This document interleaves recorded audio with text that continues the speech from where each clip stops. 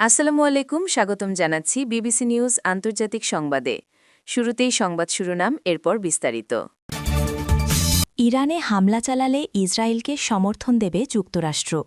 ফিলিস্তিনিদের ভিটেমাটি কেড়ে নেওয়ার নতুন ছক ইসরায়েলের।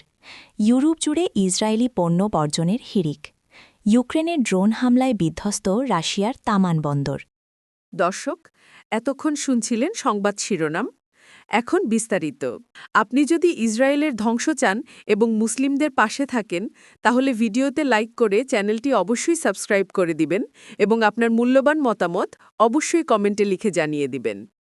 এখন বিস্তারিত। ইরানে হামলা চালালে ইসরায়েলকে সমর্থন দেবে যুক্তরাষ্ট্র। ইরানের ক্ষেপণাস্ত্র কর্মসূচি নিয়ে ওয়াশিংটন ও তেহরানের মধ্যে আলোচনা ব্যর্থ হলে দেশটিতে ইসরায়েলের সম্ভাব্য হামলায় সমর্থন দেবে যুক্তরাষ্ট্র। গত ডিসেম্বরেই নেতানিয়াহুকে এমন আশ্বাস দিয়েছিলেন মার্কিন প্রেসিডেন্ট ডোনাল্ড ট্রাম্প। একই সময়ে কূটনৈতিক তৎপরতার পাশাপাশি মধ্যপ্রাচ্যে সামরিক উপস্থিতিও জোরদার করে চলেছে ওয়াশিংটন। তুরস্কের বার্তা সংস্থা আনাদোলু বলছে, প্রেসিডেন্ট ডোনাল্ড ট্রাম্প গত ডিসেম্বরের এক বৈঠকে ইসরায়েলের প্রধানমন্ত্রী বেনিয়ামিন নেতানিয়াহুকে জানিয়েছিলেন, তেহরানের সঙ্গে আলোচনা ভেঙে গেলে ইরানের ব্যালিস্টিক ক্ষেপণাস্ত্র কর্মসূচির উপর ইসরায়েলি হামলায় ওয়াশিংটন সমর্থন দেবে।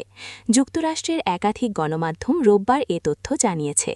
মার্কিন সংবাদ মাধ্যম সিবিএস নিউজের এক প্রতিবেদনে বলা হয়, ওয়াশিংটনে আলোচনার কেন্দ্রবিন্দু এখন আর ইসরায়েল হামলা চালাতে পারবে কিনা সেই প্রশ্নে সীমাবদ্ধ নেই, বরং প্রযুক্তিগত ও কূটনৈতিকভাবে যুক্তরাষ্ট্র কিভাবে এমন অভিযানে সহায়তা করতে পারে সে বিষয়ে গুরুত্ব দেওয়া হচ্ছে।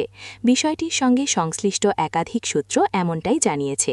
প্রস্তাবিত সহযোগিতার গুরুত্বপূর্ণ দিকগুলোর মধ্যে রয়েছে ইসরায়েলি যুদ্ধবিমানগুলোর পাল্লা বাড়াতে আকাশে জ্বালানি ভরার ব্যবস্থা এবং প্রতিবেশী সার্বভৌম দেশগুলোর আকাশসীমা ব্যবহারের অনুমতি নিশ্চিত করার জটিল কূটনৈতিক প্রক্রিয়া সম্পন্ন করতে সহায়তা। ফিলিস্তিনিদের ভিটেমাটি কেড়ে নেওয়ার নতুন ছক ইসরায়েলের। ১৯৬৭ সালের পর প্রথমবারের মতো অধিকৃত পশ্চিম তীরে ভূমি নিবন্ধনের প্রক্রিয়া পুনরায় শুরু করার সিদ্ধান্ত নিয়েছে ইসরায়েল।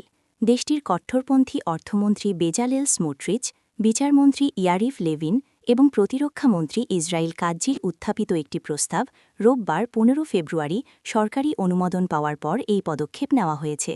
ইসরায়েলি মানবাধিকার সংস্থাগুলোর মতে, এই আইন প্রক্রিয়া মূলত ফিলিস্তিনিদের তাদের পৈতৃক ভূমি থেকে উচ্ছেদ এবং পশ্চিম তীরকে আনুষ্ঠানিকভাবে ইসরায়েলের সঙ্গে সংযুক্ত করার একটি সুপরিকল্পিত কৌশল।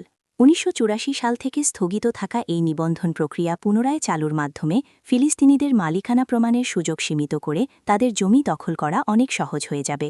ইসরায়েলি আবাসন অধিকার সংস্থা বিমকমের মতে, পশ্চিম তীরের প্রায় ৭০% ভূমির কোনো আনুষ্ঠানিক নিবন্ধন নেই। ব্রিটিশ শাসনামল বা জর্ডান শাসনের সময় মাত্র ৩০% ভূমি নিবন্ধন সম্পন্ন হয়েছিল। বর্তমান ইসরায়েলি সরকার এখন ফিলিস্তিনিদের কাছে এমন সব নথিপত্র দাবি করছে যা সংগ্রহ করা তাদের জন্য প্রায় অসম্ভব।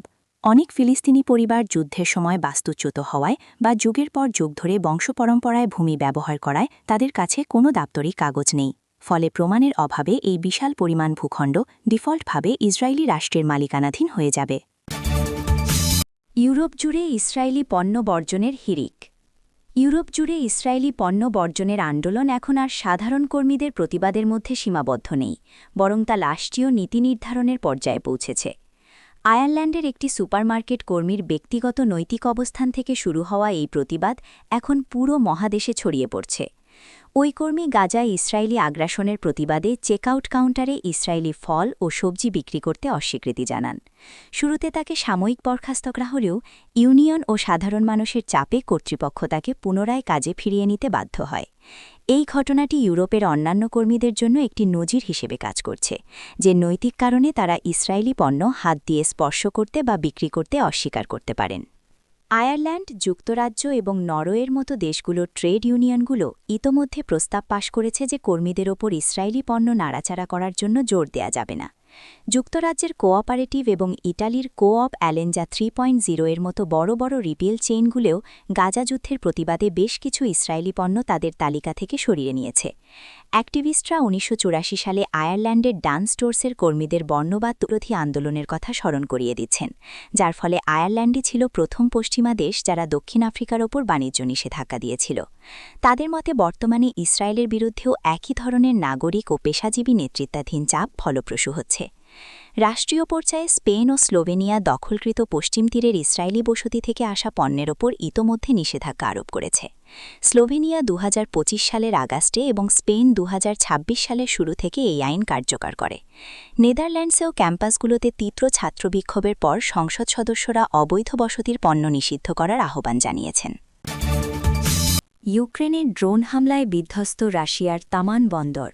কৃষ্ণসাগর উপকূলের অন্যতম গুরুত্বপূর্ণ রাশিয়ার তামান সমুদ্র বন্দরে বড় ধরনের ড্রোন হামলা চালিয়েছে ইউক্রেন। এই হামলায় বন্দরের গুরুত্বপূর্ণ অবকাঠামো এবং জ্বালানি সংরক্ষণাগার মারাত্মকভাবে ক্ষতিগ্রস্ত হয়েছে।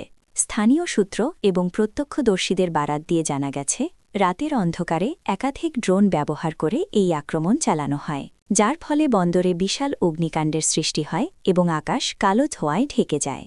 রুশ কর্তৃপক্ষ জানিয়েছে তাদের প্রতিরক্ষা ব্যবস্থা বেশ কিছু ড্রোন ভূপাতিত করতে সক্ষম হলেও অন্তত কয়েকটি ড্রোন সরাসরি বন্দরের কৌশলগত স্থাপনায় আঘাত হানে।